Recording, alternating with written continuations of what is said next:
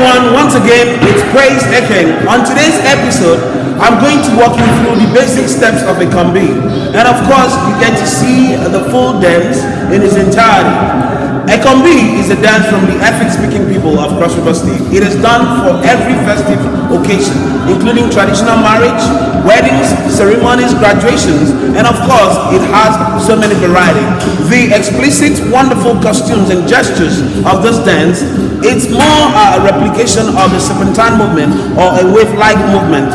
Calabar people are, of course, one of the strongest, very self-willing, and very fun people around.